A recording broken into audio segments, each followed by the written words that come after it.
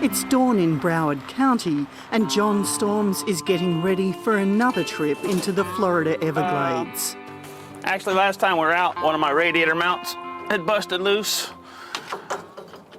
Along with his wife Melody and friend Billy Rothy, John's going to go hunting, or harvesting as he prefers to call it. I have a .22 Magnum pistol on my side with rat shot in it, which is more of a shot shell. And I'm hoping that will be the best opportunity for me to harvest it. With the airboat repaired, it's time to head out. Billy, get your stuff. Let's get ready to go.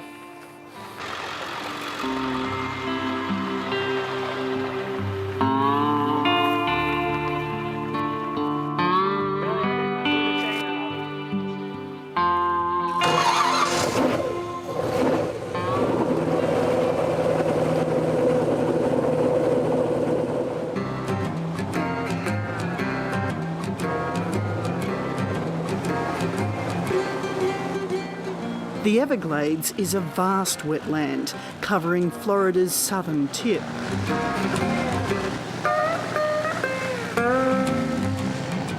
It's a unique environment, much of it covered in these iconic sawgrass marshes. And everywhere there are glimpses of the Everglades' most famous inhabitants, alligators. In season, they would be the quarry for hunters like John and Billy, but today they're on the lookout for something else. Snakes. Foreign snakes, to be precise. This is a Burmese Python, okay? But you can see the color of this snake will blend in very well with the natural environment, so they are very difficult to find. This is what the hunters have in their sights. Burmese pythons can grow up to 5 metres and have few predators except for alligators.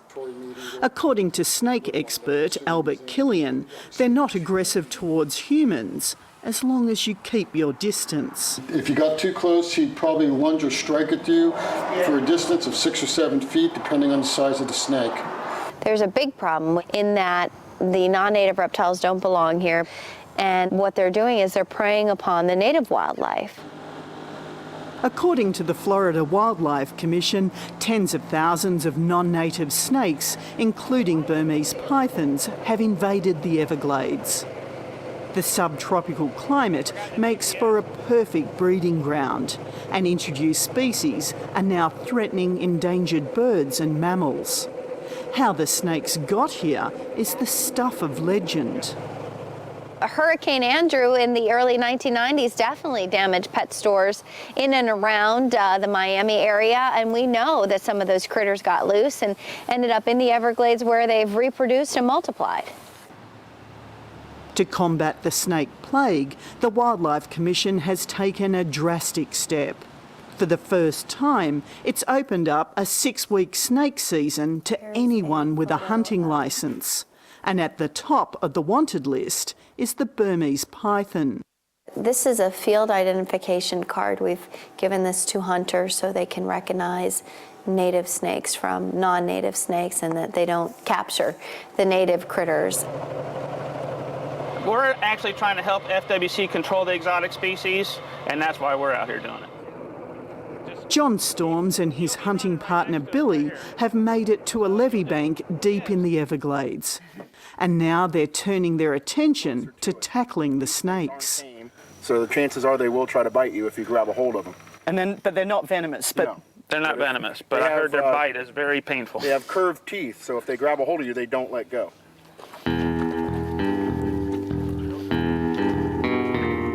John and Billy set off in search of the foreign invaders. While it's true that some of the escapee snakes slithered to freedom during Hurricane Andrew, many more were household pets that have been released. Authorities estimate that over the past decade, more than 1 million snakes have been imported for the pet trade. This is Satan. He's not necessarily the nicest here. Yeah, she's... Aaron Joyce and Hilary DuPont run one of the largest exotic pet shops in Florida.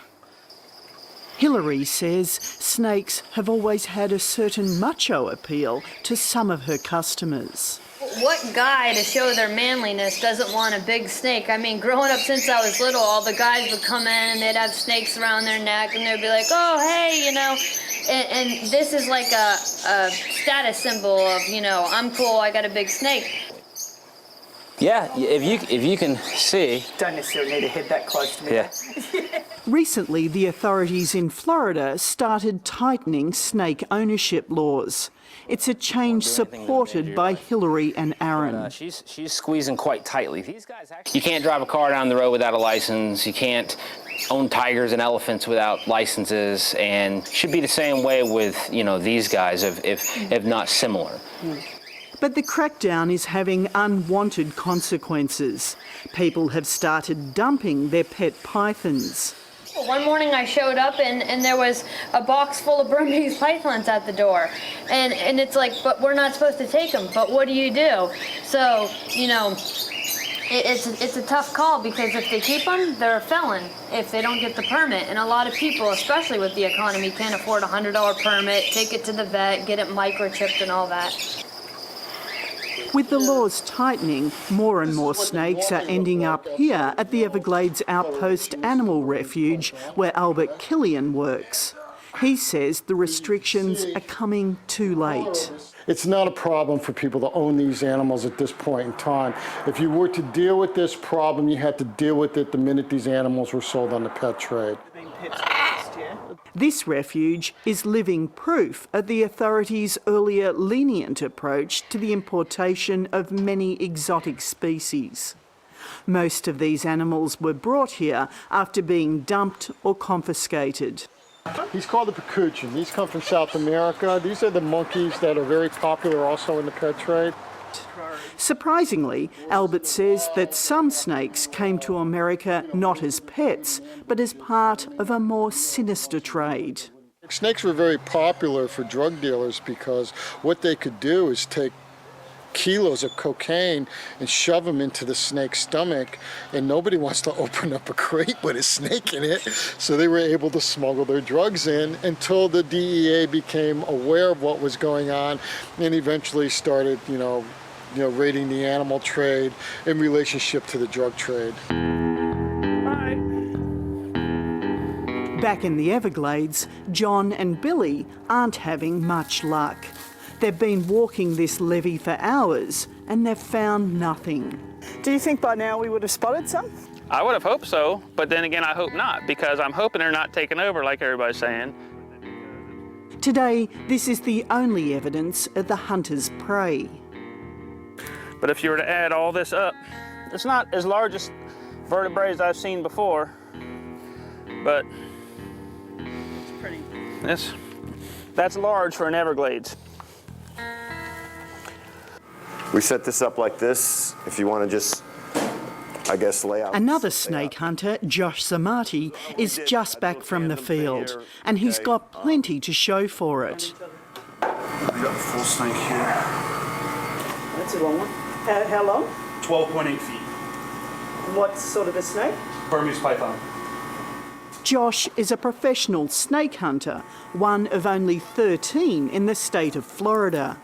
He's tried his hand at other jobs, but he keeps coming back to this. Do you know where those pliers are? Today Josh is selling his skins to Brian Wood, who normally trades in alligators, but has recently moved into the snake market. It's just $5 to $10 per foot, depending on the size. The larger sizes, worth more money. The snake skins are then fashioned into an alarming range of products. This open season on serpents has brought criticism from some animal rights groups, but Brian says there's no other option. But when you get snakes that can, grow 14, 16, 20 feet, in the wild here, that, can attack dogs and attack, people, then I think it's definitely time that we do something about it. Florida's Wildlife Commission is also dismissive of the critics.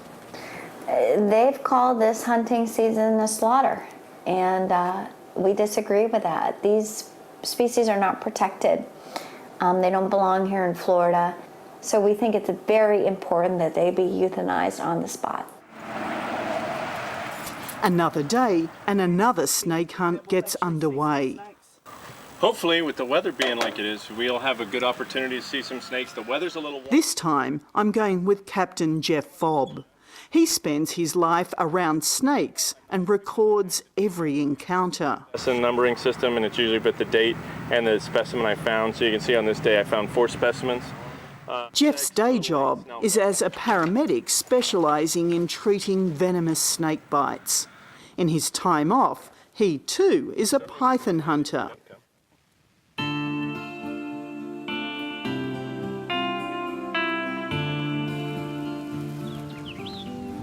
But a very likely area. We'll go around some sunny patches in here and see if this has been disturbed a little bit lately. Looks like they just started. The first sign of today's prey, the skeletal remains of a native species.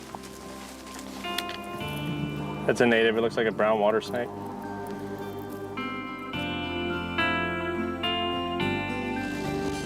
It's not long before we come across some professional python hunters with their own film crew, travelling on an amphibious vehicle.